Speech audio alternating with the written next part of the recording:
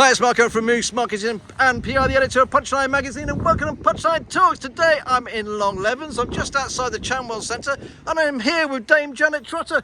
Hello Mark, it's great to see you. Lovely to see you. Not a problem at all. Now you've invited me here today to this magnificent building to give me a little tour because I've never been here before. Well, so can you just explain about the Chamwell Centre and what it does? Chamwell Centre is a centre for people with special needs and additional needs. And what we have mainly is a hydrotherapy centre and various other things that would be facilities that would be absolutely appropriate for people with disabilities. Okay, just say hello to these guys. Hello, hello. Yeah. Very nice to meet you guys. Nice to meet you, Mark. So, nice to meet you as well. Okay. So this We is didn't the, set that up. And we've got some general rooms, and actually today the children have been on an Easter hunt. Ooh, and we've got a little Easter bunny there. Hello, Easter bunny. Happy Easter to you. How you doing? Good stuff. Hey, Rhea. How you doing as well? Nice to see you as well. I'm only here for the hugs. And what a bit. Oh, sorry. There's a cat as well. Hello. Happy Easter! Are you going to give us a? I thought you were going to. No expense spared. No expense spared. Okay, right. Actually, one of the things we try to do when we're at the centre is to help people have fun. And this is why we have so many activities. And today here is the soft play area. And children come in. And unusually, there are 3 layers to this. All soft play. And appropriate for lots of different ages, lots of people with disabilities, different sorts of disabilities. And they come here and they have a safe time in this particular area and love it.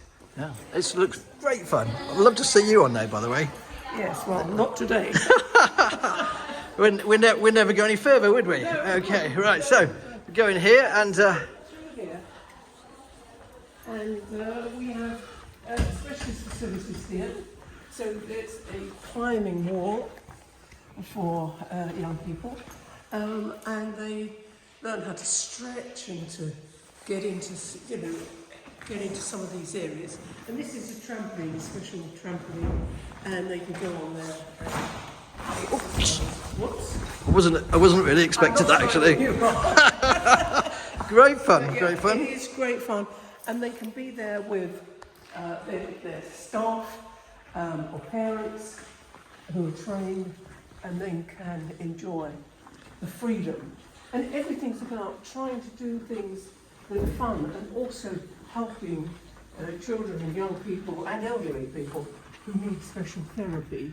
Now to run something like this is extremely expensive, I would imagine. It is very expensive. And the money was raised around 5 million, wasn't it, to build it around 5 years ago? That's right. It was dedicated. I mean, actually, lots of trusts and lots of people put money into it. And the main part of it is the hydrotherapy pool, which is kept in a very particular temperature. No people in it at the moment. It's between sessions.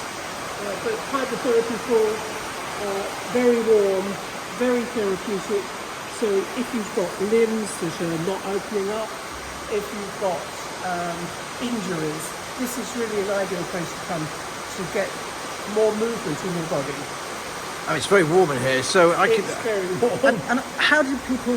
How is this funded? How do people pay for it?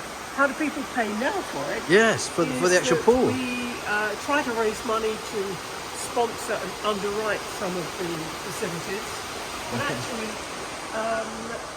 we have a membership and they pay, and then we also have a top-up. So people pay a small amount when they book in. But actually it costs £300 for every hour that we run. Wow. And I'm assuming that doesn't really wash its face very well. No, and it's partly that you have to have lifeguards, and lots of lifeguards. You've got to have the pool at a particular temperature, and you've got to have the outside temperature very warm. And because the children and young people are vulnerable, and elderly people who are vulnerable, you've got to keep testing the pool to make sure that all the time it's chemically safe for people to come into. And to enjoy. what's your involvement in this then, Janet? Well, I was asked to come when there was a financial problem, Right.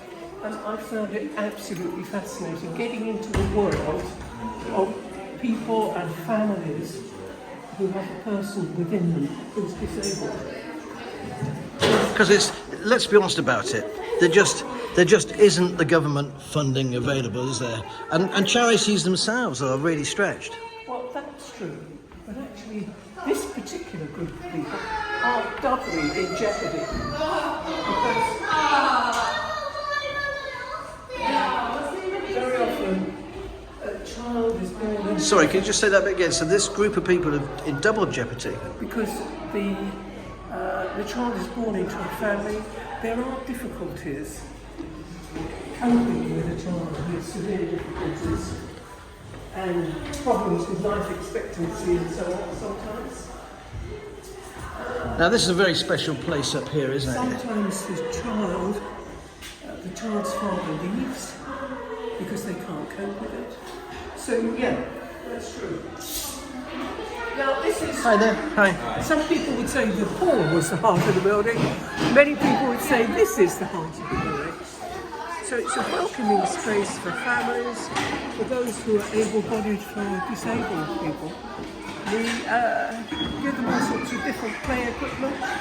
And you can see little ones over there absolutely loving being here. And it's safe space. So parents can come and feel that they don't have to worry about their child wandering around a cafe or making a noise in a cafe. Anything's accepted. And who runs the cafe? Is that volunteers as well? We run the cafe, and we have staff, sometimes staff with disabled children themselves, Right. who've got the skills and want to be there and run it. Okay, and the big question for me is, what would you like out of this video? Is there a call to business communities? Is there a call to the general public to actually, first of all, be aware of the centre, but also, is it about much needed funds? Well, it is about that. I think my passion to begin with is that many people just don't understand the reality of life for parents who've got disabled children or children with additional needs. And we want to be in a society which includes able-bodied and disabled-bodied, they're not separate. So it's about being inclusive and diverse at the same time.